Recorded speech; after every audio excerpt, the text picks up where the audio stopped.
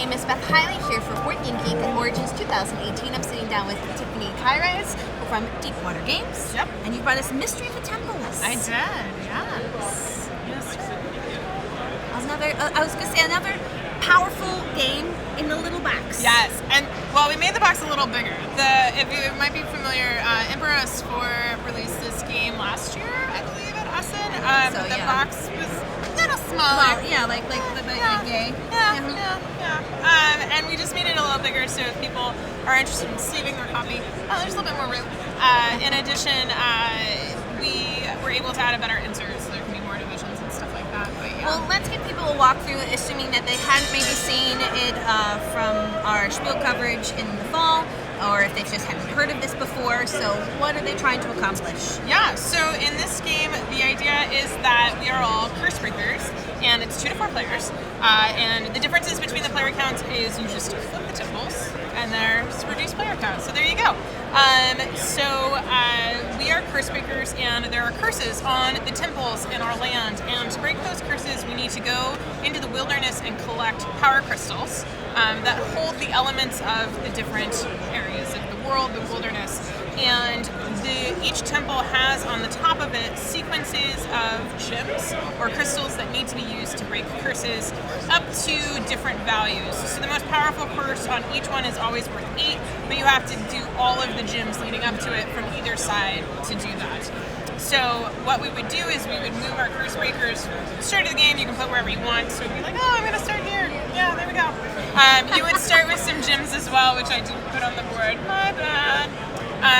But if I wanted to start here, I would acquire 3 more clear gems, and clear gems are just placeholders. But as I acquire and move about to get more colored crystals, I want to move around and get ones that I'm kind of like skipping and cheating here. Details. Yeah. But I want to do it in such a way that when eventually, if we, sped forward and pretended that we had played a few rondels of the game, I could have maybe this situation going on. And so if that was the case, if eventually I got my curse breaker back to here, if I wanted to break the most powerful curse on this, I would do a yellow, yellow, blue, purple, and then another purple to do the max curse.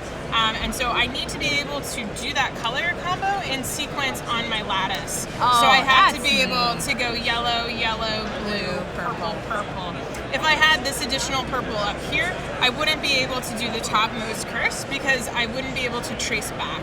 I always have to be able to go directly to it. But you could have done perhaps the 5-point version of that instead of the 8-point version. Yes, yeah. And so so as you're going around the wilderness and collecting gemstones, you kind of have to have in mind where you want to go. And the lattice is designed such that you can kind of have a backup or a fallback plan if you do it right. So if somebody beats you to it, or if somebody's standing on it, you actually can't go there. You could maybe go to the next temple and do like a 3-point curse instead or something like that. But when I did manage to do the curse, let's say I did that one, all of these gems would go back into the world. They are limited, and there's different quantities of each type available. And then I would put that there, and I would gain 8 points. The game ends as soon as one player has managed to break 5 curses on different temples. And I'm guessing, too, that once you scored that 8-point run, no one else could do the 8-point version of that, which is, I can see why now you might, if someone grabbed the 8-point version, you might choose to do the longer because perhaps the 8 isn't available. Potentially, well, so this one you can go the other way as well. Yes. Okay. So you can't, it doesn't make sense to go this way. It's true. Yeah, so you can go the other way. Okay. Yeah. So yes, but as soon as somebody does claim it, you can't go that way for that curse anymore. So yeah, in addition to scoring points for breaking curses, when I have accomplished breaking a curse, I gain the top rune card associated with that temple. Now from now on, when I go to a location that features the rune I picked up, I get the bonus thing on the bottom of the card. So if I went here, I would still get my 3 clear gems, but I would also now get a red gem for free as well. These runes, in addition to giving me bonuses as we play the game, are a set collection game. So they're actually 5 different runes, and as you collect them at the end of the game, for each unique one that you have, you will get more points. So if you manage to collect all 5 unique runes, you'll get 11 points, which is nothing to shake your head about. So yeah, it's 11 points is a pretty good amount in this game. In addition, at the end of the game, there are cards. There's one for every temple, and so at the start of the game, you mix them up and put some out. So you're gonna have different ones every game. But these are majorities. So whoever broke the most curses on this temple would get 4 points. Yeah. So that's all the ways that you can get points throughout the game. And like I said, whoever breaks the most curses, not necessarily the winner, but whoever gains the most points will be renowned as the most powerful curse breaker in the realm. Now you mentioned 2 to 4 players. How long do you think the game would take? Depending on player count, the swing can be anywhere from 25 to 45 minutes. So yeah, 2-player, you actually end up taking, like I said, you flip the temples, so there's less spaces available.